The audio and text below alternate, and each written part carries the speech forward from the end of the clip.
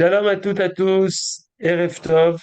On est très content de vous retrouver. C'est encore difficile, c'est le retour après cette longue période de vacances. Et on continue avec le Rav Shmuel Uziel, grâce à Midreshet Yehuda Manitou. Et c'est le deuxième cours que le Rav Uziel donne sur les fêtes.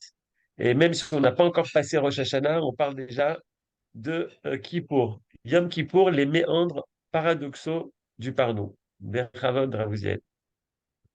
À la Erev Tov, effectivement, un petit peu en avance, peut-être, on va parler de Yom Kippour, mais comme on a parlé la semaine dernière de Rosh Hashanah, donc ça nous permet aujourd'hui de libérer ce cours pour parler de Yom Kippour. Et effectivement, on va parler du pardon, c'est-à-dire de tout ce qui a rapport avec la faute, Mechila, Slicha, Kapara, et c'est effectivement le jour du grand pardon. Dans les textes qu'on va voir maintenant, on va essayer de comprendre ou de cerner plus distinctement qu'est-ce que c'est, ou plutôt, pardon, qu'est-ce que représente le pardon. C'est-à-dire, quand on dit que c'est le jour Yom HaSlichot, Yom HaKapara, le jour où Dieu pardonne les fautes, en quoi cela consiste exactement et qu'est-ce que le pardon? Je vais tout de suite insister sur un point extrêmement important, c'est que je ne sais pas si j'aurai le temps d'aborder peut-être la question la plus importante euh, concernant le pardon, c'est le pardon vis-à-vis de quelqu'un d'autre.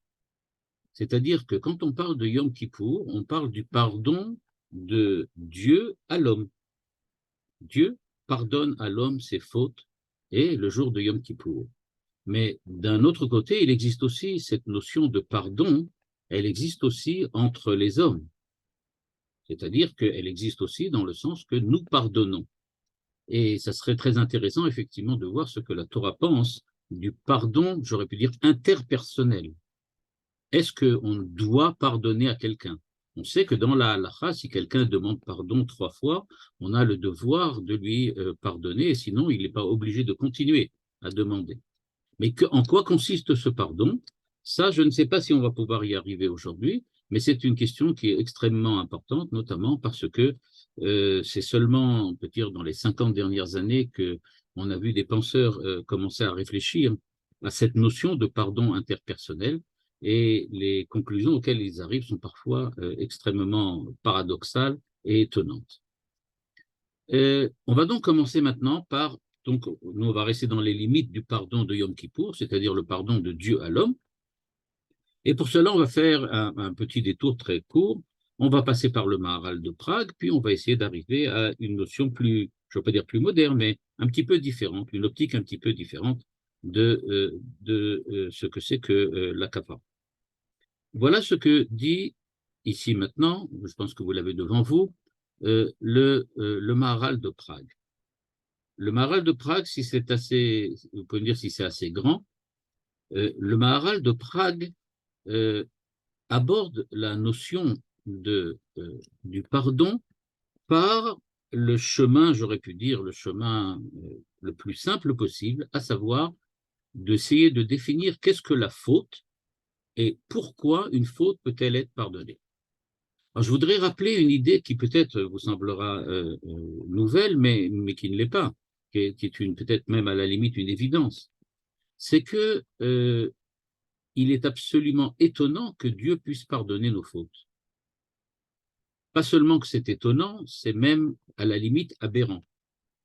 Il faut penser que dire que Dieu pardonne nos fautes, ça voudrait dire que nous puissions, d'un certain point de vue, remettre en cause la volonté de Dieu, les ordres de Dieu, ce que Dieu nous demande de faire, et imaginez, nous, les petits hommes, nous disons à Dieu, on n'est pas d'accord avec ce que tu nous dis, pas d'accord avec ce que tu fais, on n'a pas l'intention d'écouter ce que tu nous demandes.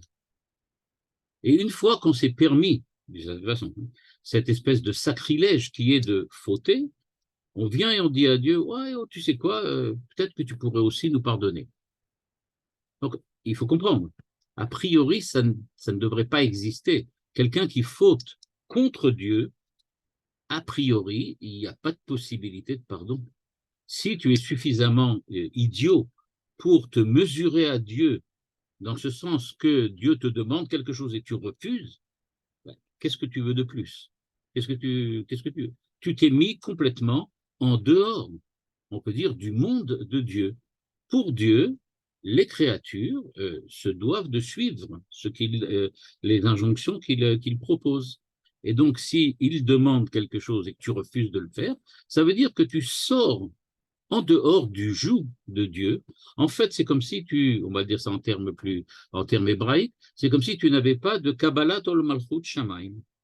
Tu n'acceptes pas la royauté de Dieu, tu n'acceptes pas la présence de Dieu. À la limite, c'est comme si tu disais que tu refusais l'existence même de Dieu en tant que Dieu. Et maintenant, une fois que tout est fini, tu dis, ah oui, mais d'accord, mais je voudrais bien que tu me pardonnes. Donc, il faut comprendre, l'histoire du pardon commence déjà avec l'absurdité de la faute. Comment en est-on arrivé à fauter? Comment est-il possible de fauter? Comment quelqu'un de sensé peut-il prendre la décision délibérée de faire le contraire de ce que Dieu lui demande? Eh bien, on va voir que le Maharal va essayer de comprendre comment c'est possible. Qu'est-ce qui se passe là-bas? Et vous allez voir que la réponse qu'il va apporter ne va pas être aussi évidente qu'on puisse l'imaginer. Il nous dit la chose suivante, donc c'est tiré dans Netiv à Anava. Donc, c'est le chemin, on peut dire comme ça, Netiv, c'est le chemin. Enfin, c'est la voie de l'humilité. C'est un livre de morale que le Maharal a écrit qui s'appelle Netivot Olam, les voies du monde, c'est-à-dire les voies morales, éthiques de l'homme dans le monde. Et dans ce livre qui explicite toutes les vertus morales qu'un homme doit acquérir, il parle, ou ne pas acquérir, hein, dans le cas du mal, et il parle donc de l'humanité que l'homme doit acquérir. Et au deuxième chapitre, voilà ce qu'il nous cite. Peret Kama de Rosh Hashanah, donc il cite la Gemara, Miel kamocha nose avon over al pesha le sherit lachalato lo efezik la adapo. Vous savez que c'est ce que le verset qu'on va dire au moment où on fait tashlir, à Rosh Hashanah. Donc, Miel kamocha nose avon over al pesha. Qui es-tu Dieu? Miel kamocha. Qui es-tu comme toi Dieu? Nose avon over al pesha. Qui pardonne les fautes. Nose avon qui supporte les fautes. Ve'over al pesha et qui passe outre les péchés, les infractions. Amar Rabbi Achaba Rabbi Chanina, Alia ve'kotzba. Le verset nous dit que Dieu pardonne. Aval Alia ve'kotzba, ça veut dire il y a du bien dedans, mais il y a aussi inclus à l'intérieur de ce verset quelque chose de très désagréable. Donc il dit Alia ve'kotzba, c'est bien et pas bien à la fois. Les chérit nachalato, velo le kol nachalato. Il y a écrit que Dieu va pardonner les chérit nachalato, au reste de nachalato, de son héritage, c'est-à-dire à ceux qui sont le peuple d'Israël et qui sont en fait la part de Dieu dans le monde. Donc, à qui Dieu pardonne? Pas tout le monde, dit le verset. Les chérit nachalato, à une petite partie, à ce qui reste. C'est à eux que Dieu va pardonner, mais pas à tous. Et qu'est-ce que ça veut dire chérit? Rava Chabar Hanina fait un jeu de mots. She'erit Shiraim. C'est-à-dire, She'erit, c'est ce qui reste. Shiraim, c'est les restes du manger, du repas. Le mi Shemessim Atzmo que Shiraim. C'est-à-dire, de quoi parle-t-on ici? She'erit Nachalato, ce sont les hommes d'Israël qui font Shemessimim Atzmam que Shiraim, c'est-à-dire qui sont Shiraim, comme des restes, c'est-à-dire qui sont humbles, modestes. De là, le Maharal voit de cet enseignement de Rabba Chanina que à qui Dieu pardonne-t-il? Aux personnes qui sont humbles et modestes. C'est ce qui est écrit dans le verset. Étant donné qu'il est en train de traiter de la vertu de la modestie, donc, il a ramené ce texte.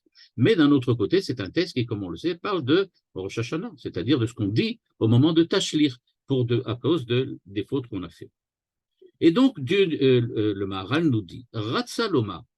Maintenant, il va nous interpréter le verset. Hachem Idbarach, je suis à la ligne 5, j'espère que c'est assez grand.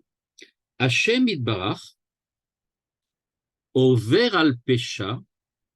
Donc, Hachem Idbarach va effectivement pardonner les fautes. Mais de qui va-t-il pardonner les fautes? Over al pesha el mi she'eno ose atzmo ikar ba'olam. Le pardon n'est véritablement obtenu, nous dit le Maharal de Prague, que pour celui qui ne se considère pas comme l'essentiel du monde. Rak ose atzmo, ligne 6, que ilu eno davar ikar klal. Mais celui qui est humble, c'est-à-dire quelqu'un qui ne se considère pas comme extrêmement important, mais au contraire, considère qu'il n'est pas quelque chose d'important, qu'il n'est pas quelque chose d'essentiel, effectivement, lui est pardonné. Ou misheuna aseken, et celui qui véritablement ne se considère pas comme l'essentiel du monde, l'essence du monde, mais se considère comme quelque chose qui n'existe pas par sa modestie et son humilité, Raoui la avor et lave à la pécha, lui est digne d'être pardonné. Donc la première chose qu'on voit, ça va peut-être, je suppose que ça vous étonne un petit peu, en tout cas moi, ça m'a étonné quand j'ai lu la première fois ce texte, c'est qu'on voit d'après le Maharal de Prague qu'il ne s'agit pas ici de quelqu'un qui est pieux, de quelqu'un qui fait beaucoup de mitzvot, de quelqu'un qui étudie beaucoup de Torah, quoique les mitzvot, la Torah, tout ça, ça peut aider, évidemment. Mais en fin de compte, ce qu'on demande à l'homme, c'est d'être humble, modeste. Et le Maharal a quelque chose de très important. Il ne définit pas la modestie de manière positive en disant qu'est-ce qu'être modeste. Il nous dit juste c'est quelqu'un qui ne fait pas autre chose. Il dit la modestie, il la définit par le contraire. Il dit c'est celui qui n'est pas orgueilleux. Qu'est-ce que la modestie? C'est ne pas être orgueilleux. Et qu'est-ce que c'est être orgueilleux? Ose atzmo ikar baolam. Ose atzmo ikar baolam. C'est-à-dire, ce que le Maharal, ce sur quoi le Maharal insiste, c'est précisément le fait que si quelqu'un veut être pardonné, il doit prouver qu'il ne se prend pas pour le Ikar Baolam, c'est-à-dire pour quelque chose de fondamental, d'indispensable dans le monde, que le monde pourrait très bien se passer de lui. À ce moment-là, il pourrait être pardonné. C'est la seule possibilité. D'où l'idée de l'humilité et de la modestie. On va essayer d'avancer un petit peu. En quoi ça consiste, Ikar Baolam? Eh bien, c'est pas simplement le fait de dire je suis important ou de se considérer comme quelqu'un de bien ou de formidable. C'est pas ça quand on dit Ikar Baolam.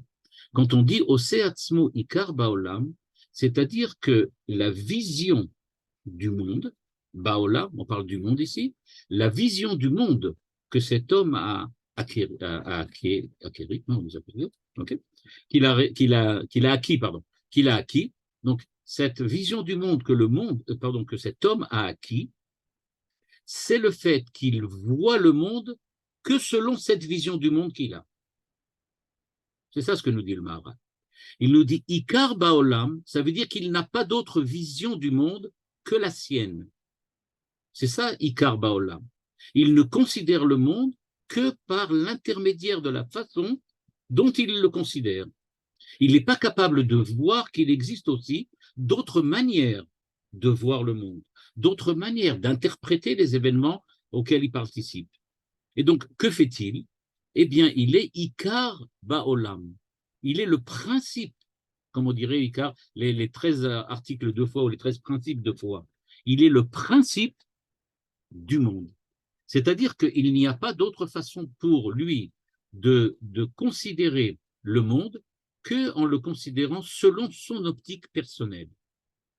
Et puisqu'il est devenu Ikar Baolam, il est donc indigne d'être pardonné. Mais on ne voit pas très bien le rapport.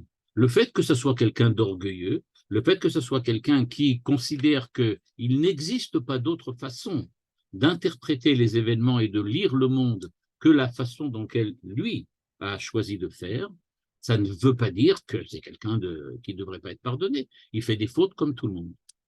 Nous dit le Maharal, non, c'est beaucoup plus grave que cela.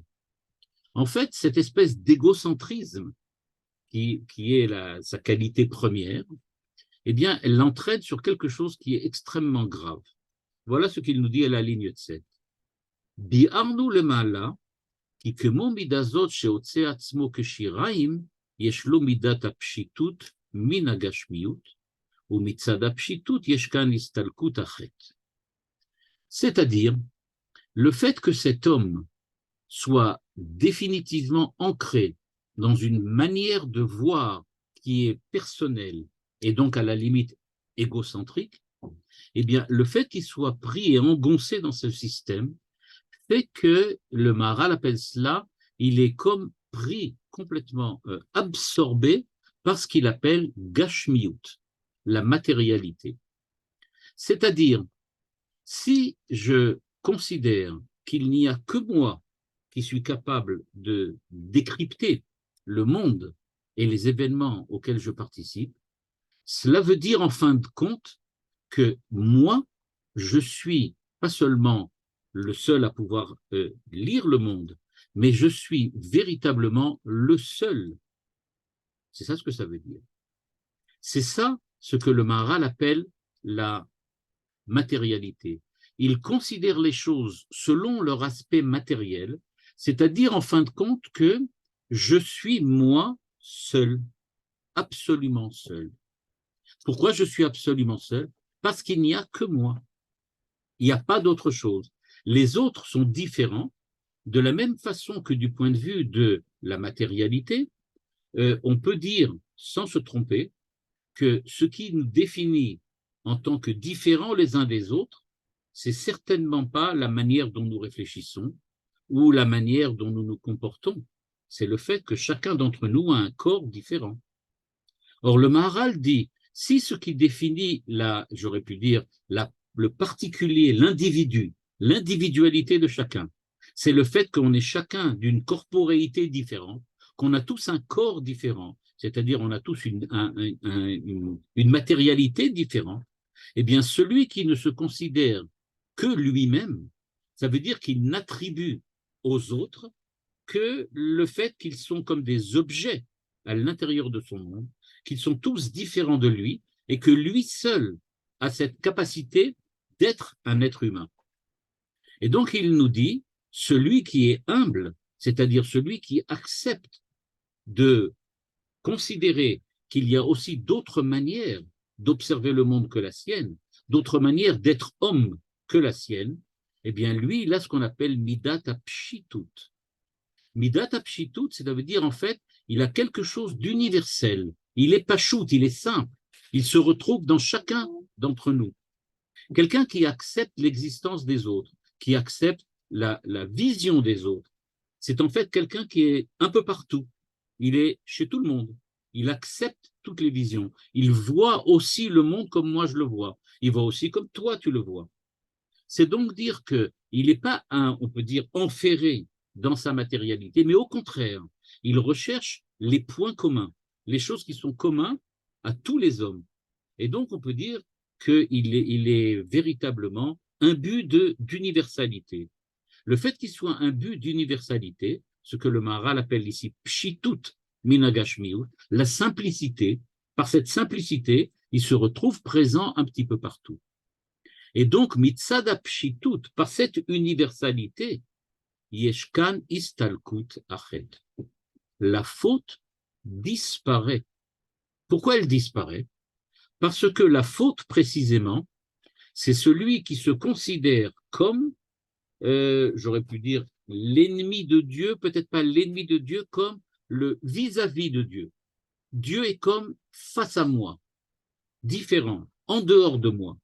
Je le regarde, on se regarde, on est en vis-à-vis, un peu comme deux chiens de faïence sur une étagère dans une bibliothèque. Et donc, on se regarde l'un l'autre.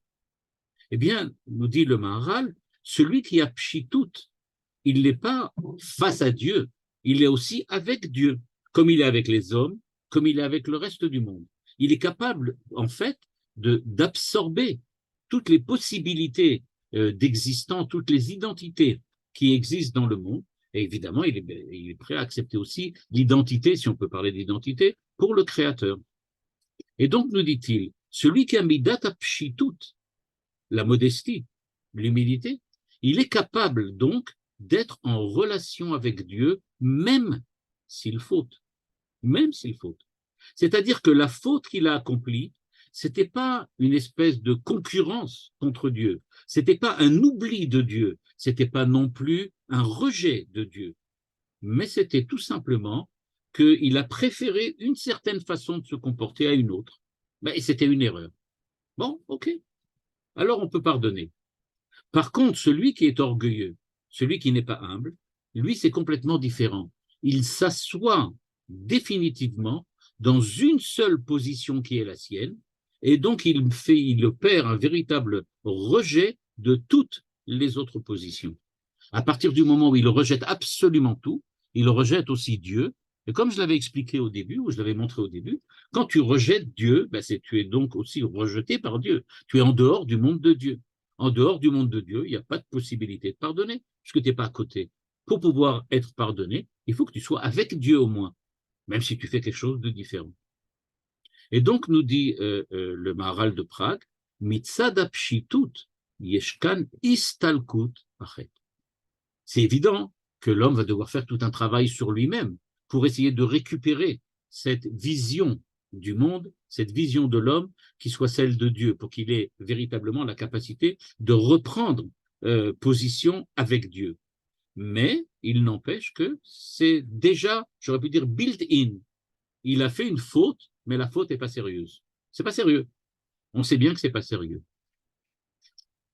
Par contre, nous dit-il, quand quelqu'un est orgueilleux, quelqu'un se met en position face à Dieu, il n'y a pas d'autre possibilité. Là, on ne peut pas pardonner. Nous dit le Maharal à la ligne 9.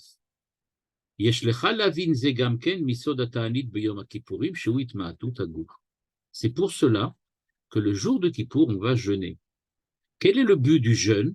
Le but du jeûne, c'est effectivement de diminuer l'individualité. Or, ce qui me rend individuel, c'est précisément ma corporéité, le fait que j'ai un corps, que je mange, que je bois. Donc, on diminue la corporéité, et grâce à cela, on peut arriver au pardon. Ligne 10, Kol itma'atut bichlal ou kapara ba'adam. Dès que l'homme se rapetisse, eh bien, il y a possibilité de kapara, de pardon. Et à filou à korban mechaper, yeshkan itma'atut ma'od. Et quand à l'époque du temple, on amenait des sacrifices, c'est aussi une certaine façon de se diminuer soi-même, parce qu'on devait donner une certaine somme d'argent, et c'est quelquefois une somme vraiment importante, et on voit donc que c'est véritablement se diminuer soi-même. Donc la première idée du Maharal, il faut diminuer l'individualité, augmenter l'universalité, et à ce moment-là, à partir du moment où on est dans ce processus de diminution d'un côté, augmentation de l'autre, on est déjà pardonné. Ça ne veut pas dire que tout est fini, mais ça veut dire qu'on est rentré dans le processus du pardon. Celui qui, au contraire, n'est pas dynamique, il n'est pas dans un processus dans lequel petit à petit il essaye de perdre cette individualité pour se rapprocher de Dieu, mais au contraire, il accentue cette individualité en se rattachant à tout ce qui fait la matérialité et tout ce qui fait l'individualité de l'homme, lui ne peut pas être pardonné puisqu'il se place d'ores et déjà à l'extérieur du monde de Dieu et qu'il n'est pas possible pour lui donc d'être pardonné. Et cette idée, donc, qui est le point de départ du Maharal de Prague, est-ce qu'elle fonctionne partout pour tous? C'est-à-dire, est-ce que toute personne humble va être pardonnée au bout d'un moment, après le processus de Teshuvah qu'on retrouve partout? Est-ce qu'il va être véritablement pardonné ou pas? Dans le deuxième texte que vous avez maintenant devant vous, un texte de Gvurot Hashem, qui parle en général sur la sortie d'Égypte, le Maharal va nous expliquer que ce n'est pas aussi évident que ça. Il va expliquer qu'il y a des gens pour qui l'essentiel de leur identité, et là ça va nous rappeler beaucoup des enseignements de Manitou, l'essentiel de leur identité, c'est précisément leur individualité. On est aujourd'hui dans une période culturelle dans laquelle l'individualisme, à la suite de la modernité, et maintenant encore beaucoup plus avec ce qu'on appelle la postmodernité, eh bien, il y a aujourd'hui, on accentue extrêmement fortement l'individu, l'individualité, le particulier. va nous expliquer le Maharal que ça, c'est précisément extrêmement dangereux. Regardez ce qu'il dit à la ligne 15. Bene Adam, shepritout lahem be'etzem, כאשר הם מוסיפים פריטות מן החטא, אין הפריטות הזה מקרה שמקבל העצם, שהרי פריטות יש להם בעצם. Il nous dit, c'est vrai qu'une faute, c'est accentuer l'individualité, c'est accentuer le fait de se prendre pour le centre du monde, accentuer la valeur intrinsèque de mon propre être particulier. Mais, dit-il, ça peut être pardonné si tu te rattaches à l'universel. Mais si ton identité se définit par ta particularité, par ton individualité, à ce moment-là, chaque faute que tu fais provoque deux résultats ou deux conséquences dramatiques. La première, c'est que ça te renforce dans cette identité individuelle et particulière. Et la seconde, c'est que définitivement, tu ne peux plus être pardonné. Pourquoi? Parce que, nous dit-il, quelqu'un qui fait une erreur, on peut lui pardonner, mais quelqu'un qui a pris un choix, qui a opéré un choix, et qui a pris une décision définitive, qui maintenant se définit seulement par la particularité, lui, chaque faute qu'il fait, ne fait que rajouter encore un obstacle sur la route du pardon. Et donc, il nous dit, quelqu'un qui a pris tout be'etzem, c'est-à-dire qui se considère uniquement selon les aspects particuliers et individuels, eh bien, cette personne-là ne pourra jamais être pardonnée parce que ce qu'il fait, c'est partie intégrante de ce qu'il est. Il est un personnage qui est individualiste, fermé sur lui-même. Et puisqu'il est individuel et fermé sur lui-même, chaque fois qu'il se rajoute encore une couche d'individualité, ça ne fait que confirmer ce qu'il a toujours été. Par contre, quelqu'un qui fait une erreur, mais qui est universel dans le fond, c'est-à-dire qui est ouvert à tous et qui est ouvert à Dieu, eh bien lui, quand il fait une erreur, c'est une erreur. On peut pardonner une erreur, mais on ne peut pas pardonner un choix délibéré. Et donc, nous dit le Maharal, a priori, une telle personne ne peut rien faire. Et donc, il nous dit, Lefichach amru, ligne 17, Bishvil hakaparot sheyesh kapara l'Israël al chatan. Israël peut être pardonné. Pour les nations, c'est beaucoup plus compliqué. Pourquoi? Davarze ou les Israël, ligne 18 au début, Bifrat lo le shumuma. Le fait qu'on puisse être pardonné, je ne veux pas dire d'office, mais qu'on a la possibilité d'être pardonné, et cette possibilité-là, on l'a d'office, la possibilité d'être pardonné, ce qui ne veut pas dire qu'on sera pardonné vraiment, ça va dépendre du travail qu'on va faire sur nous-mêmes. Mais il dit, le fait qu'on puisse être d'office, entrer dans le cadre de ceux qui peuvent être pardonnés, c'est seulement Israël.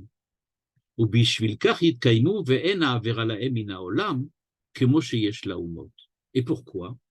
שאם היה החטא לישראל בעצם לא היה כפרה להם, אבל בשביל שחטא לישראל עניין במקרה, יש להם קורבנות.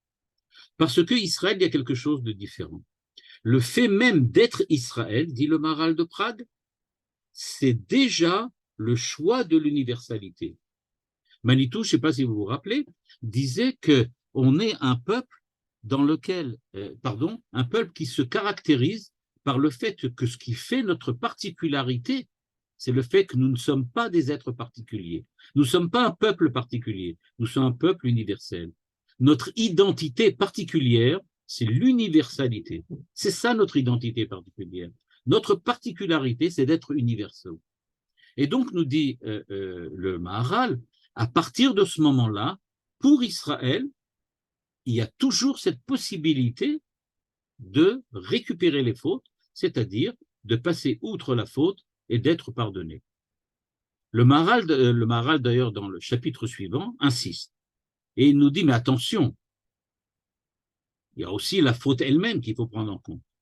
Et il nous dit à la ligne 22, En achataim shavim. Il ne faut pas la même prendre, il y a pas, c'est pas, tout n'est pas pareil.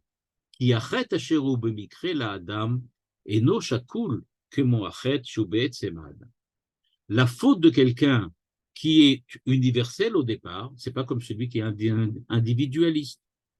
Comme nous l'avons expliqué plus haut, dit le Maharal, Bema shechata Israël, raoui le kapara ou le slicha, bavour sheatzmam rouimem le tahara, velachen Israël, achet mikre laem, ou le umot atzmim. Donc il revient sur cette idée encore une fois, qu'il faut faire attention. Il y a toujours le fait que chez quelqu'un qui est des umot haolam, a priori, on sait que les nations se définissent par ce qu'elles sont. C'est-à-dire, elles se définissent dès le départ par une particularité. Nous nous définissons par une universalité. Je vais juste un petit peu expliciter, quoique quand on avait parlé de Manitou, on avait parlé longuement, quand on avait parlé d'universalité chez Manitou, mais ce que veut dire ici le Maharal de Prague, il veut dire qu'il faut faire attention au fait que Israël, comme je l'avais expliqué, se définit par le fait qu'on n'est pas individuel, mais uniquement universel. Et c'est justement ça ce qui fait notre particularité. Notre particularité, c'est d'avoir choisi l'optique universelle et pas se référer à une seule manière de voir.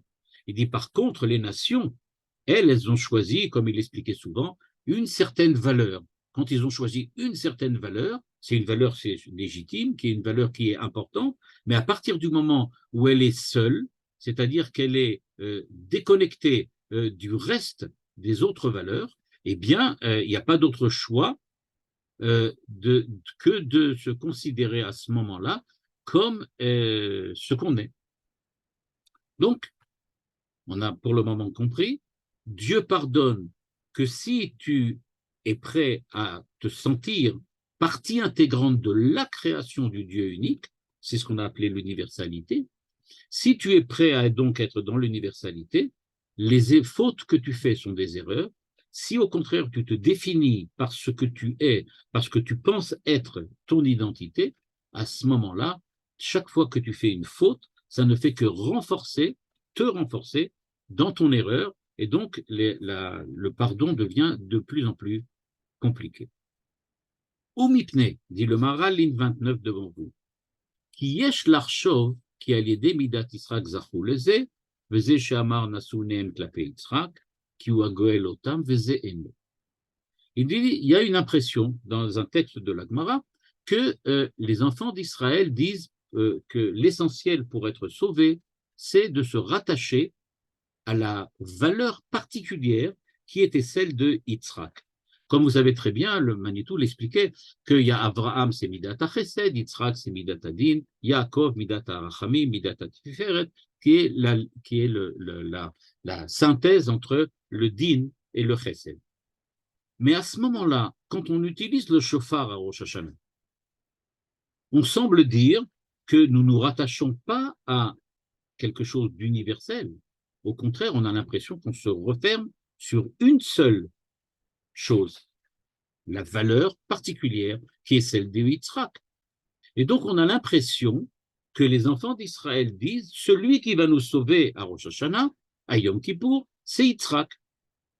C'est lui, c'est le chemin. Et donc, est-ce que ça ne contredit pas ce qu'on vient de dire? Puisqu'on avait a priori dit le Maharal, on avait parlé du fait qu'il faut être universel et ouvert à toutes les possibilités. Or là, en se refermant sur le shofar de Yitzhak, eh bien, on a l'air de dire que ce qui est important vraiment, c'est Yitzhak. Une seule valeur, pas toutes, une seule. Nous dit le Maharal de Prague, non, non, non. Quand nous nous référons à Yitzhak lors de Rosh Hashanah, quand on sonne du shofar, on ne se réfère pas à Yitzhak, on se réfère au Dieu unique qui est à l'origine de la valeur que Yitzhak a choisie. On ne prend pas Yitzhak comme point de repère, mais ce que l'on fait, c'est qu'on veut revenir à Dieu par le chemin de Yitzhak. Manitou disait, si vous regardez bien l'histoire d'Israël, c'est étonnant de voir que nous avons 3 patriarches, c'est-à-dire 3 pères fondateurs d'Israël. C'est bizarre. D'habitude, il y a toujours un seul père fondateur. S'il n'y a qu'un seul père fondateur, alors on peut comprendre que c'est unique, que c'est une religion unique, que c'est un peuple unique. Or là, ce que nous voyons, c'est que nous nous référons toujours à 3. Abraham, Yitzhak, Yaakov. Alors pourquoi 3? Et Manitou de répondre, parce que l'essentiel, ce n'est pas la valeur de chacun d'entre eux, c'est l'union des valeurs, l'unité des valeurs, c'est-à-dire la synthèse des valeurs. Et la synthèse des valeurs, c'est précisément ce qu'on avait vu chez le Maharal de Prague quand il avait parlé de l'universalité, le fait de pouvoir voir les choses selon différents angles en même temps. Et donc, nous dit-il, quand nous demandons Elohé Abraham, etc., Elohé Yitzhak, Elohé Yaakov, on ne s'intéresse pas ici à Abraham, Yitzhak et Yaakov particulièrement. Ce qu'on s'intéresse, c'est au Dieu un qui est derrière Abraham, Yitzhak et Yaakov. Et Abraham, Yitzhak et Yaakov ne sont que les vecteurs de l'unité divine auxquels nous faisons allusion aussi par le shofar de Rosh Hashanah. Et donc, nous dit-il, mais qui c'est qui en fait nous pardonne? C'est pas Yitzhak, c'est pas la valeur de Yitzhak qui fait que nous sommes pardonnés. C'est le fait que nous faisons référence au Dieu un, le Dieu de l'unité, le Dieu de l'universel, qui se trouve derrière, au départ, à l'origine de Yitzhak, qui, il le dit à la ligne 30, Etsem Akapara ou El Hashem Itbarach. C'est Dieu lui-même qui nous pardonne. C'est pas Yitzhak, ni Abraham, ni Yaakov. Mais il n'empêche que on voit bien qu'on fait appel à Yitzhak. On dit bien, regarde comment Yitzhak était prêt à mourir sur l'autel de sacrifice de Abraham, comment il a failli mourir, et grâce au chauffard, on rappelle l'histoire du bélier, etc., etc. Donc, nous dit-il, alors, est-ce que ça ne veut pas dire qu'on fait quand même référence à Yitzhak malgré tout? Réponse définitive du Maharal, Yesh le Yitzhak dvekut el Hashem itbarach, v'hu imo itbarach legamre. Quand Yitzhak a affirmé son identité personnelle en tant que Yitzhak, c'est-à-dire la valeur du din, il n'a pas affirmé sa valeur en tant que telle, seul, mais il a affirmé la dvekut, son adhésion au Dieu un, par l'intermédiaire de la vertu du din. Dvekut el Hashem itbarach, v'hu imo itbarach legamre. Donc, ce que l'on voit à Yom Kippour, le pardon, c'est donc le retour à l'unité divine qui est à l'origine de l'ensemble des valeurs, qui est à l'origine de l'ensemble des possibilités, de la multiplicité des visions de monde, de la multiplicité des cultures. Et ce qu'on nous demande à Yom Kippour, dit le Maharal de Prague, pour être pardonné, c'est de revenir à ce Dieu un, c'est-à-dire reprendre, on peut dire, notre identité universelle, aussi paradoxal que puisse avoir ce terme, cette espèce d'identité personnelle, individuelle, qui est précisément l'universalité. Le Sfat Emet, dont on a déjà vu certains enseignements, nous dit qu'il faut peut-être approfondir un petit peu ce qui est écrit dans le Maharal, et on va découvrir maintenant une nouvelle dimension. Je lis à la ligne 1, vous allez voir, c'est un peu étonnant. Ine bene Israël utzrechu kapara la shogeg, mashelo ayaken beben noach. Le Sfat Emet pose une question énorme.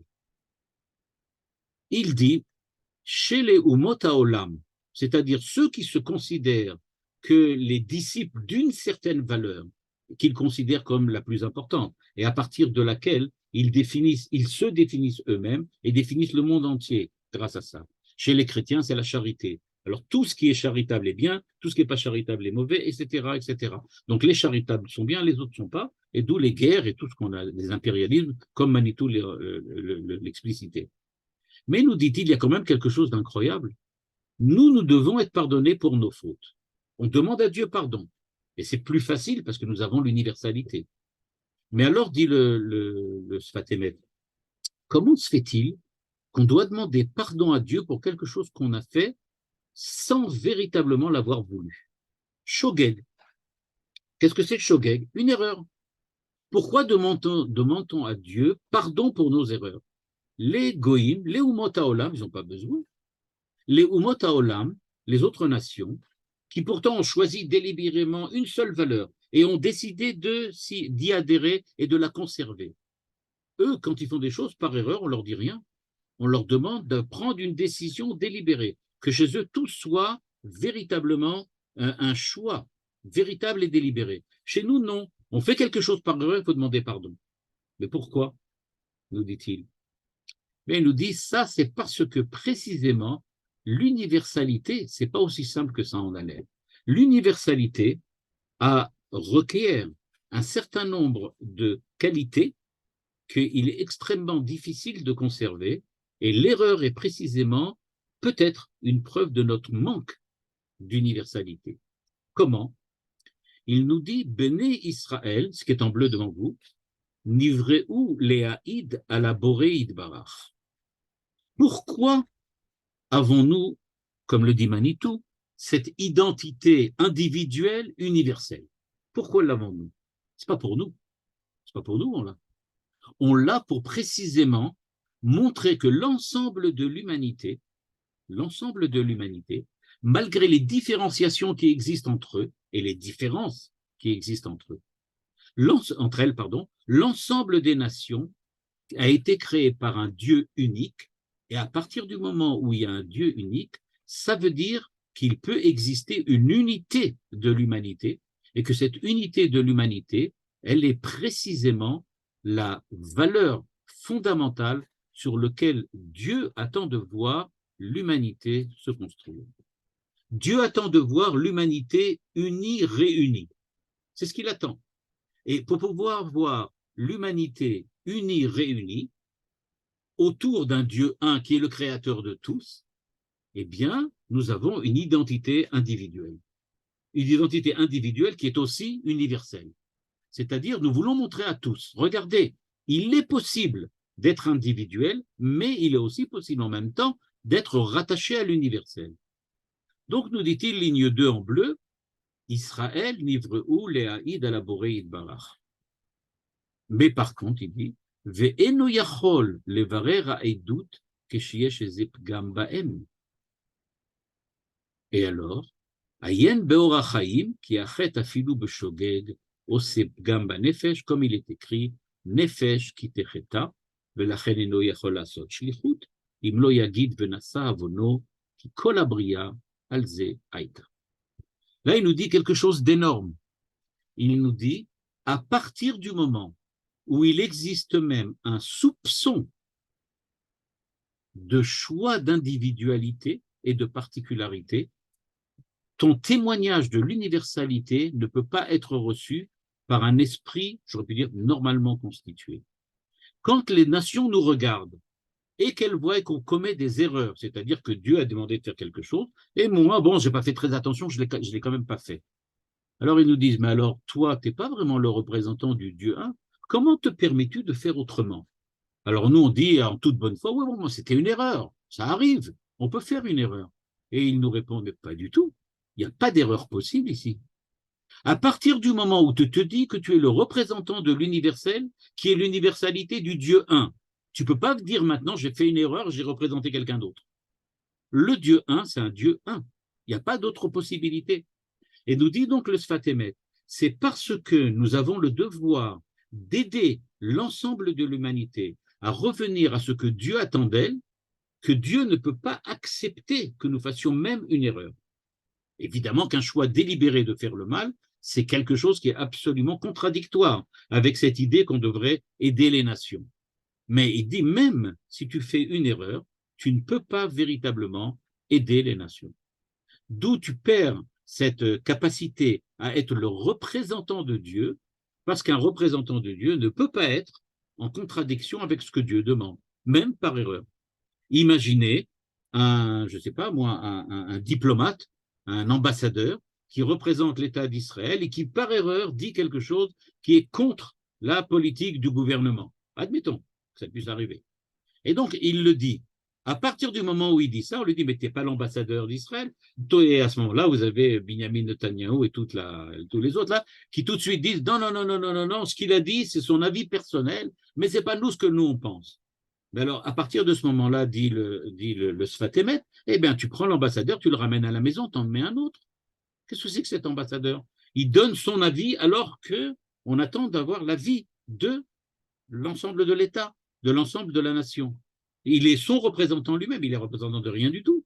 Il se représente lui-même, ça ne veut rien dire du tout. Et donc, nous dit le Sfat Emet, c'est pour ça que nous n'avons pas le droit à l'erreur. D'où le besoin d'être pardonné. C'est-à-dire, on veut demander à Dieu, OK, on a fait une erreur, on n'a pas été les bons ambassadeurs, mais on va essayer de faire mieux la prochaine fois. On va essayer d'être plus efficace la prochaine année. Et on dit à Dieu, pardonne-nous, c'est-à-dire, laisse-nous cette possibilité d'être encore ton ambassadeur, de te représenter. Et le truc, c'est que quand on se regarde nous-mêmes, hein, nous nous regardons nous-mêmes, et on regarde les gens autour de nous, et enfin, on a tendance surtout à regarder les gens autour de nous et moins nous-mêmes, mais bon, mais ça c'est quelque chose d'humain, semble-t-il. Nous dit Rav Tzadok HaKohen dans le prochain texte, le Rav Tzadok HaKohen nous dit, oui, mais attention, les erreurs, je vois pas beaucoup de gens qui n'en font pas, a priori. Nous, on fait des erreurs, on en est conscient, mais on voit bien que les gens aussi autour de nous font des erreurs. Et tout le monde fait des erreurs. Alors, si tout le monde fait des erreurs, alors à ce moment-là, il n'y aura jamais personne qui pourrait être ambassadeur, puisqu'on va tous faire des erreurs. Alors, comment on va s'en sortir si personne ne peut être sûr qu'il va être véritablement celui que Dieu attend? À chaque fois qu'on a quelqu'un, il n'y a personne, même Moshe Rabbeinu a fait des erreurs. Alors, qu'est-ce qui va rester? Cette espèce de perfection que le Maharal de Prague, que le Sfat Emet ont explicité, ça semble être bien pour le Olam Haba, quand on sera tous des anges. Mais aujourd'hui, ce n'est pas comme ça que ça fonctionne. Nous dit le Rav Tzadok HaKohen, effectivement, les choses ne sont pas aussi simples que ça fonctionne, ça en a l'air. Mais les choses ne sont pas aussi simples, mais ça ne veut pas dire que ça ne fonctionne pas. Ce n'est pas simple, mais ça fonctionne. Tout d'abord, il arrive et il nous dit, est-ce que vous croyez que les erreurs, là je sais pas, c'est une question qu'on n'avait jamais posée, les erreurs pour lesquelles nous demandons à Dieu de nous pardonner, les erreurs sont-elles vraiment par hasard? C'est-à-dire, est-ce qu'il est vraiment sûr que nous ne faisons des erreurs que par hasard, mais que ce n'est pas véritablement inclus, on peut dire comme ça, engoncé en nous-mêmes comme ça? Nous dit le Rav Tzadok HaKohen dans le livre Récit Laïla, à la ligne 8, à Adam, Eno Omed Tamid Beseder ou Matzav Echad. Il n'existe pas, dit Rav Tzadok HaKohen, d'état stable. On dirait d'état d'équilibre. On ne peut jamais être dans une situation d'équilibre. C'est pas possible. Yesh lo tadir, ligne 8, Aliyot Yeridot Kanoda, le Kol Assam de Rachav. Tout celui sait bien qu'il y a des jours où on est en pleine forme et des jours où on est beaucoup moins en forme. Et un jour on monte, des jours on descend. Des jours on s'élève, des jours on tombe. Et donc le truc est de savoir, alors, si c'est ça, ça veut dire que l'histoire est perdue d'avance. Manitou disait, Dieu est persuadé que tout se finira bien. Nous dit Rav Tzadok HaKohen, a priori, ça ne pourra jamais bien se finir. On ne peut pas. On est toujours en monte, on descend. Alors qu'est-ce que c'est? Nous dit le Rav Tzadok HaKohen, ne vous inquiétez pas. C'est ça l'être humain. L'être humain, c'est celui qui effectivement fait toujours des erreurs. Il en fait toujours. Pourquoi? C'est-à-dire,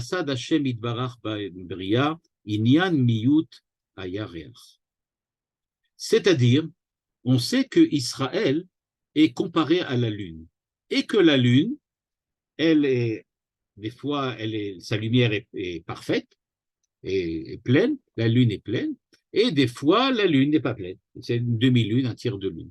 C'est-à-dire que ça monte, ça s'élève, et quelquefois, ça devient obscur, ça descend. Eh bien, il nous dit, Israël, effectivement, s'élève et tombe, mais c'est ça la nature humaine de l'ambassadeur. C'est-à-dire, on est dans un pays bizarre, ça on savait déjà, hein, franchement on le savait, mais on ne savait pas à quel point. Alors maintenant, il s'avère qu'on est un pays bizarre dans lequel les ambassadeurs font toujours des erreurs. Alors toujours. Il n'y a pas une fois ils ne le font pas. Pourquoi? C'est leur nature. C'est comme ça qu'ils sont. Et nous dit le Rav Tzadok HaKohen, et pourquoi vous croyez qu'il y a 12 tribus? Pourquoi vous croyez qu'il y a 12 tribus, dit Rav Tzadok HaKohen? Parce que 12 tribus, c'est comme les 12 mois. Chaque mois, ça monte, ça descend, ça s'élève, ça retombe. Et 12 tribus, c'est pareil. Ça monte, ça descend, ça s'élève, ça retombe. C'est-à-dire, il y a 12 mois, 12 tribus, parce que ça veut dire que dans chaque tribu, il y a des valeurs, on peut dire particulières, individuelles, qui sont toutes, on peut dire, importantes dans le cadre de l'universalité, mais chaque tribu insiste plutôt sur l'universalité dans une certaine couleur, d'un certain chromatisme. C'est comme dit, je vais donner par exemple l'exemple des couleurs, si on mélange toutes les couleurs, on a du blanc. Mais il y en a des blancs roses, et il y a des blancs verts, et il y a des blancs bleus, et il y a des blancs jaunes. C'est-à-dire, on aime le blanc, mais chacun avec une teinte un petit peu particulière. Donc, on est tous adeptes du blanc, mais le blanc un petit peu coloré, avec un chromatisme un petit peu différent. Et donc, celui qui a fait que nous soyons comme ça, c'est Dieu lui-même. C'est Dieu lui-même. Et c'est pour ça que nous choisissons on est comparé à la Lune, parce que quand nous sommes comparés à la Lune, c'est pour nous dire que nous avons effectivement ce mouvement permanent d'élévation et de chute. Et vous allez évidemment me demander tout de suite, mais pourquoi? Pourquoi on est comme ça? Parce que précisément les nations ont choisi une valeur particulière stable. Ils ont choisi une valeur particulière stable, définitive, en équilibre. La charité, les chrétiens, c'est la charité. Les musulmans, disait Manitou, ils ont choisi Midatadin, le fait qu'il faut faire les choses comme il faut, etc. Et alors Israël, qu'est-ce qu'ils ont choisi? Pour pouvoir avoir cette capacité à être universel, on est obligé de s'attacher à quelque chose, mais d'avoir aussi la capacité de s'en éloigner. C'est-à-dire, si je veux vraiment être universel, c'est-à-dire qu'il faut que j'accepte la charité, mais que je la laisse tomber, parce que je veux aussi m'attacher au dîn. Et quand je suis attaché au dîn, il faut que je le laisse tomber. Donc, nous dit-il, nous, dit Israël, on a cette possibilité-là, effectivement, de changer, de se transformer. On n'est jamais définitivement acquis à une certaine valeur, acquis à une certaine manière de voir. On est tout le temps en transformation. Mais c'est pour ça qu'on n'a pas le choix. C'est parce que précisément, nous avons cette capacité d'être des êtres qui sont universels, qui attendent l'universalité. Et donc, les Umota Olam, nous dit le Rav Tzadok HaKohen, eux ont choisi définitivement une certaine valeur, et pour eux, c'est très simple. Tu es là ou tu n'es pas là. C'est comme on dirait aujourd'hui, on est dans un monde numérique où il y a ou 0 ou 1, il n'y a pas autre chose, où il y a ou il n'y a pas. Nous, on est dans quelque chose qui s'appelle la logique trouble, hein, et dans la logique trouble, il y a le 0, le faux, il y a 1, le vrai, mais il y a aussi ce qui est ni vraiment vrai, ni ce qui est vraiment faux. C'est un petit peu, vous savez comme on dit en Israël, quand on dit 6h30, c'est pas 6h30, quand on dit que c'est chaud, c'est pas tout à fait chaud, etc. C'est-à-dire qu'on est pour toutes les sortes de possibilités et toutes les sortes de choses qui sont parfois mitigées. Et donc, nous dit le Rav Tzadok HaKohen, c'est ça précisément qui fait la difficulté de l'universalité qui est à la base, à l'origine de l'identité d'Israël. Et c'est pour cela que nous avons besoin du pardon. C'est-à-dire que nous allons voir Dieu et on lui dit, on a fait une erreur. On lui dit, ah, c'est très grave ça. Je vous ai dit de ne pas faire d'erreur, vous avez fait une erreur. Donc vous n'êtes pas vraiment des gens universels, vous n'êtes pas vraiment dignes d'être mes ambassadeurs. Et à ce moment-là, on lui dit, oui, mais c'est toi qui nous as créés comme ça, parce que tu nous as dit, vous êtes bien obligés vous allez devoir changer pour pouvoir être universel. Si vous êtes, pour pouvoir être universel, vous allez changer, donc vous allez avoir besoin d'être différent à chaque fois. Et puisque vous allez être différent à chaque fois, vous allez devoir ne pas vous attacher à certaines choses. Et vous allez devoir, au contraire, accepter de faire des erreurs. Donc, en fait, nous, on vient, et voilà, le Rav Tzadok HaKohen le dit ici à la ligne 27,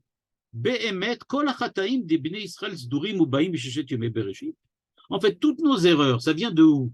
Ben, ça vient du fait que Dieu nous a créés comme ça, pour qu'on soit apte à être universel. Mais maintenant qu'on est apte à être universel, on est aussi apte à l'erreur.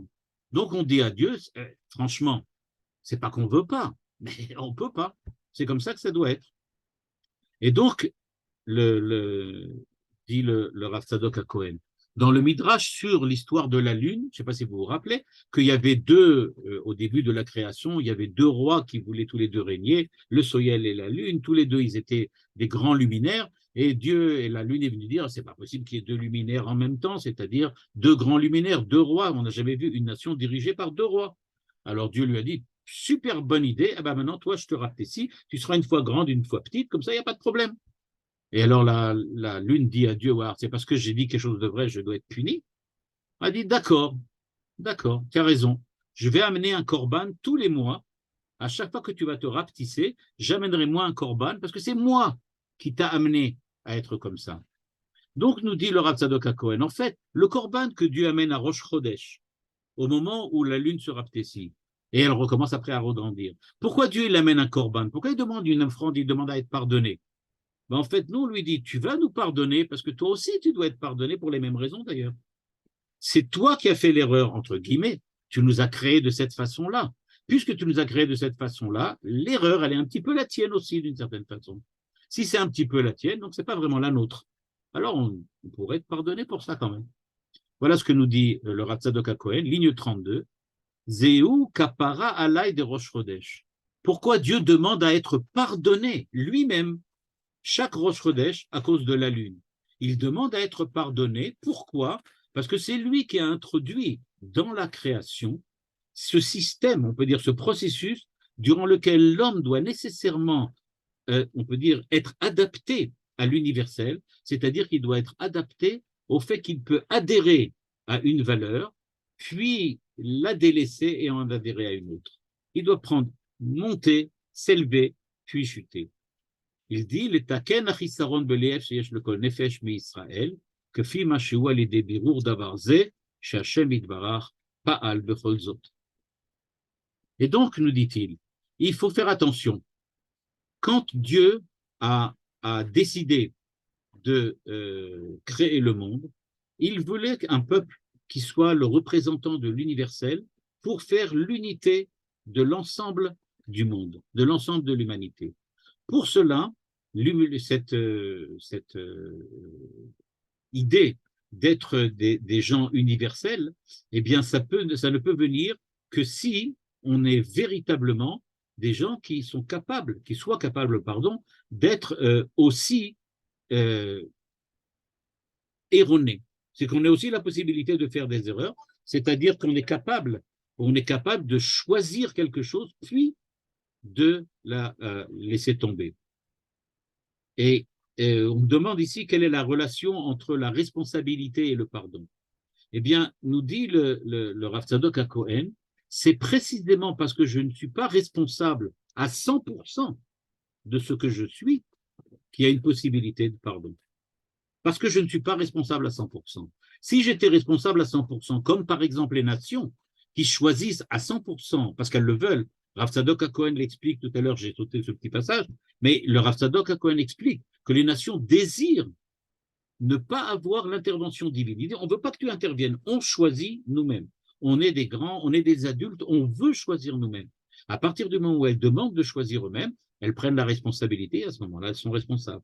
Nous disons au contraire, on veut choisir ce que toi tu choisis. Seulement à partir du moment où tu peux nous induire, pas en erreur, mais nous induire dans un processus où il y a des erreurs, donc on n'est pas vraiment à 100% responsable de nos erreurs. Ça vient aussi du fait que nous devons, je ne veux pas dire accomplir ce que tu nous demandes quand on fait une erreur, mais accepter de rentrer dans un processus où l'erreur est possible. Manitou disait, il n'y a pas de, l'homme n'est pas pécheur, il est pécable. C'est une expression qu'il avait choisie. C'est-à-dire, on n'est pas des pécheurs, on ne faute pas d'office. Chez les goïms, oui. À partir du moment où tu prends un choix délibéré et que tu t'es trompé, c'est pécheur. Nous, on n'est pas pécheurs, on est pécable. Et c'est là-dessus qu'on vient voir Dieu tous les jours toutes les fois de Yom Kippour, et on dit à Dieu, on est pécable, mais ce n'est pas de notre faute. C'est toi qui nous as introduits dans ce système. À partir du moment où tu nous as introduits dans ce système, eh bien, on accepte d'y rentrer, mais d'un autre côté, voilà, c'est pas nous les responsables.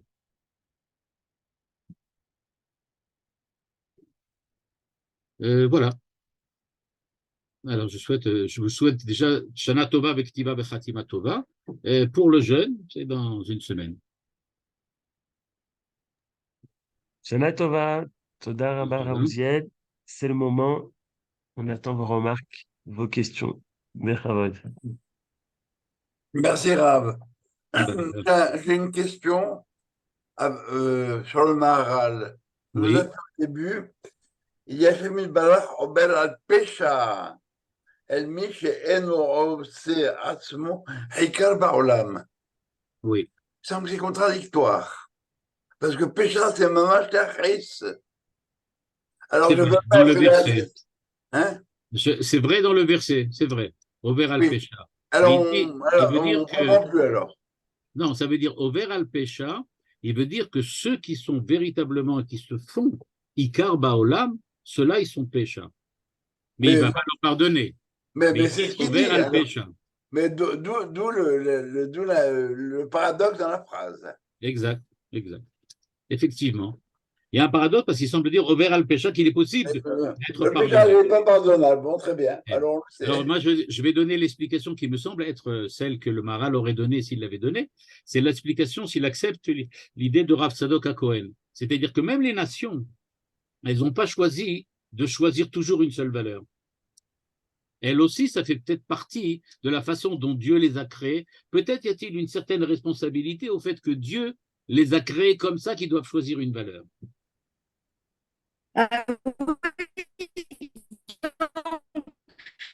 Pardon, on n'a pas entendu. Je m'excuse, on n'a pas entendu. Je peux poser Non. une question. On n'entend pas. Allez-y, Est-ce que plus fort, plus fort. On vous entend pas? est-ce Ou qu'on peut-être. entend? Non, Net, plus fort, vas-y. Sinon, envoyez un message peut-être sur le chat et à ce moment-là, on peut répondre. Non, Je pourrais poser une ça marche pas. question. Oui, Je pourrais une question. Le mot pardon, j'ai oui, cherché dans l'étymologie. oui. C'est un mot composé de par et de do. Est-ce que c'est en français? Là, je pourrais pas. J'ai pas regardé J'ai l'étymologie du mot j'ai pardon. cherché dans les. Parce qu'il y a le don et le pas.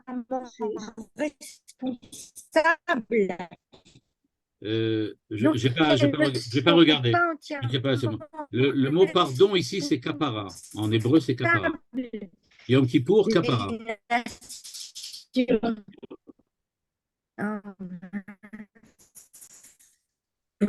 Mais en français, je ne sais pas. Non? Non, on n'a pas entendu. Brigitte, tu as une question? Alors, quel rapport entre Kapara et Tchouva alors? Kapara, la tchouva, c'est pour avoir la kapara.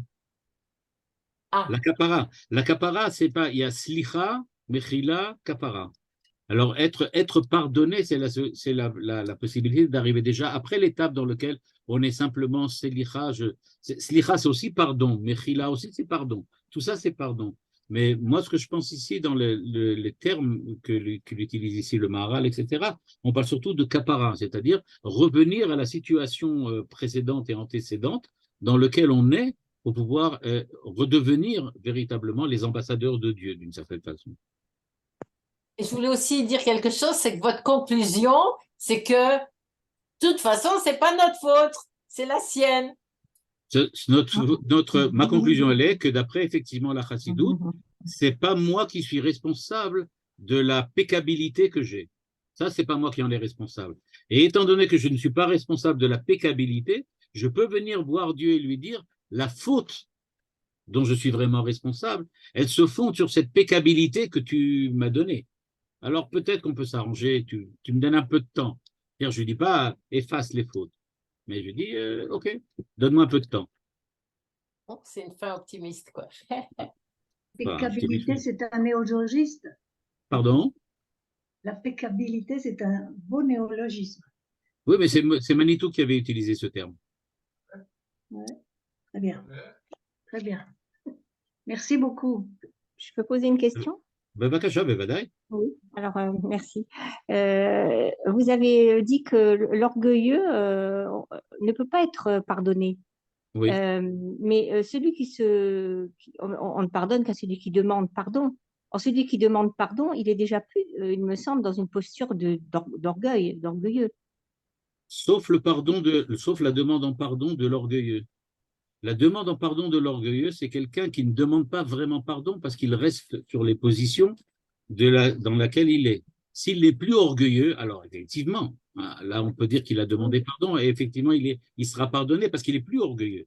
Mais tant qu'il est orgueilleux, la Gemara dit Ani vahu lo yocholim ladur b'makom echad. Lui et moi, on ne peut pas se retrouver dans le même monde. C'est-à-dire qu'il n'y a pas de dialogue possible avec un orgueilleux. D'accord. Et donc c'est pour ça qu'on dit tant qu'il était orgueilleux, on ne peut rien faire. Le jour où tu es plus orgueilleux, ah oui, à ce moment-là, oui. Est-ce que la demande en pardon, c'est déjà perdre son orgueil? Oui, peut-être. Ou alors c'est un orgueilleux qui se ment à lui-même ou qui. Sûrement. Enfin, Sûrement, d'accord. beaucoup plus. Merci. Sûrement, beaucoup plus. D'accord. Merci. J'aurais quelques questions aussi, si c'est possible. Ben, voilà. Au début, ça m'a un peu étonné que vous ayez parlé que l'individu, son individualité, c'est le corps. Et pour Oui. moi, l'individualité, c'est l'âme. Parce que si on prend même disons, à l'extrémité des vrais jumeaux, ils ont le même corps, mais ils sont différents. C'est pas le corps, l'individualité. Ça m'a paru tout à fait curieux. Alors ça, bon là, c'est une question philosophique extrêmement importante au Moyen-Âge. Le problème de l'individualité, il y a Thomas d'Aquin qui en parle très longuement, le Rambam en parle très longuement, etc. En gros, l'idée qui est derrière celle du Maharal, elle est la suivante.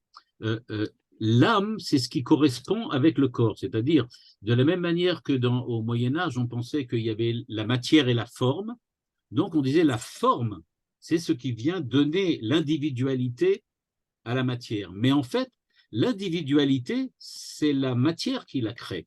Elle la crée parce que c'est elle qui est le support de la forme particulière qui va venir s'y adjoindre.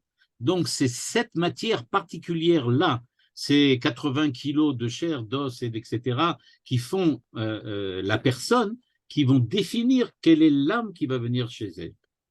La neshama, C'est compatible, la neshama qui viendra chez elle. Donc, ce n'est pas la neshama qui est avant et qui vient spécialement dans ce corps-là, mais c'est par l'intermédiaire du corps que la présence de la neshama individuelle peut se faire dans le monde. Donc, en fin de compte, ce qui est, j'aurais pu dire, la devanture de l'individu, c'est sa corporéité. Dans l'âme, il y a, d'après la Kabbalah, par exemple, dans l'âme, il existe différents niveaux. Et il y a un niveau qui s'appelle Yechida, on dit Nefesh, Ruach, Neshama, Chaya, Yechida, il y a 5 niveaux. Le niveau Yechida, il est unique pour l'ensemble de l'humanité.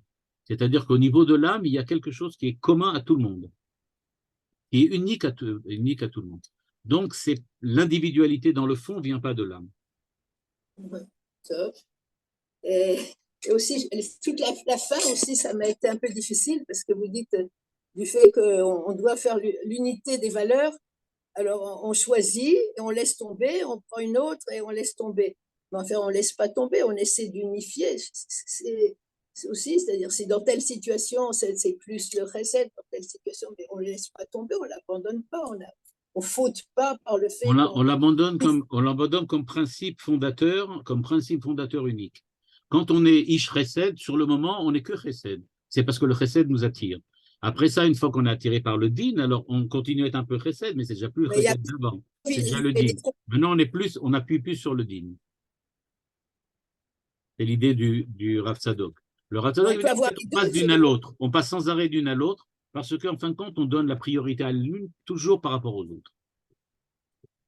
Et Yaakov, comment il était? Il avait les deux. Yaakov, il était Israël, c'est-à-dire qu'il était capable d'être tout à la fois. En même temps, sans donner prépondérance, exactement. Sans donner prépondérance à l'une ou à l'autre. Mais donc, toute sa force. Donc, on ne laisse pas tomber. Quand on sera comme Yaakov, Israël parfait, oui, on ne laissera pas tomber, effectivement. La perfection, c'est d'être comme Yaakov, d'être tout à la fois. Si je peux faire une dernière question, que vous avez dit que le monde est... Quand celui qui est le vilain, il a dit que le monde, il est créé pour moi, etc. Mais c'est ce qu'on dit tout le temps, qu'il faut que chacun pense qu'on est très important, que le monde a été créé pour lui, etc. C'est ce qu'on nous répète. Il ne faut pas croire qu'on est... Non, c'est sûr qu'on doit effectivement accentuer l'importance de chacun d'entre nous, mais ce n'est que pour l'accentuer à l'intérieur de l'ensemble universel de l'humanité. Ok, Todarabah. Okay. Quelqu'un demande pourquoi seulement Yitzhak et Din et non pas les 3 Avot justement au moment de Yom Kippour? Pourquoi on ne fait pas l'unité des valeurs à Yom Kippour? Parce que à Yom Kippour, on est encore au niveau de la faute. Au niveau de la faute, ça ne peut pas être l'individualité, ça ne peut pas être l'unité. Au niveau de la faute, on est encore au stade de l'individualité, et pas encore l'universel, visiblement.